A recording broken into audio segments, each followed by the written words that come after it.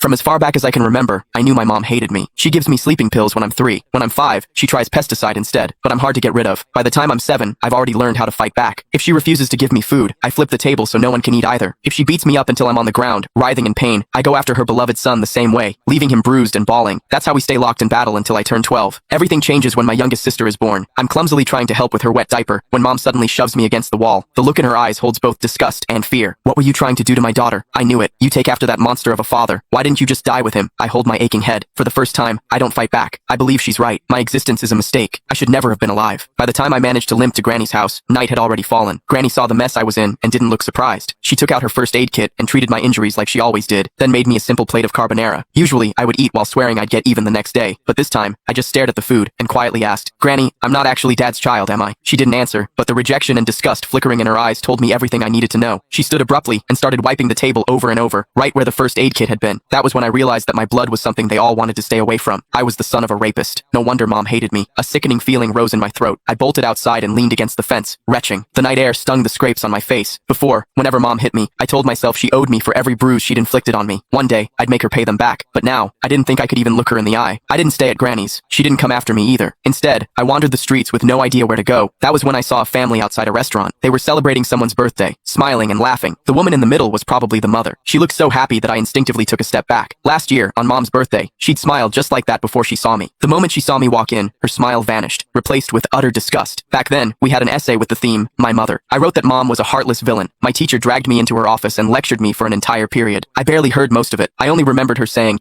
no mother in this world would ever stop loving her child. I believed her. I saved money from collecting recyclables and bought my mom a birthday cake. I just wanted a hug, the same kind she gave my brother, Casper Willis. But her frigid expression was like a stab in the heart. I felt like a fool, standing there with that cake in my hands. Anger overwhelmed me. When no one was looking, I went out and caught a couple of frogs in the garden. Then, I hid them in the cake. I could still remember the way she screamed when they jumped out. Back then, I felt a twisted sense of satisfaction. I thought she didn't deserve to be a mother. I thought she had it coming. But now, I know the truth. The one who didn't deserve anything was me. My existence itself had hurt her. As I watched that mother's smile through the restaurant window, I made a decision. This year, for mom's birthday, I would give her a gift she would truly be happy with, one that would free her completely. I decided to die. Once that thought took root in my mind, my steps felt lighter. I even started planning how to do it without troubling anyone. I needed to do something that wouldn't leave a mess. But before I could carry out my plan, a patrolling officer spotted me and brought me home. Mom answered the door. As the door shut behind us, I stared at the floor, unable to meet her eyes. Her icy tone sliced through the air. "Why didn't you just die out there?" I almost snapped back, but I forced the words down before they came out. Still, as I stared at her back, I couldn't stop myself from asking, what would you do if I really did die? Would she be the least bit sad? If you've got the guts, hurry up and do it. I'd celebrate. She walked straight into my sibling's room and closed the door. I stood rooted to my spot in the living room. After a long while, I wiped my face and let out a humorless laugh. Mom would definitely like the birthday present I had prepared. The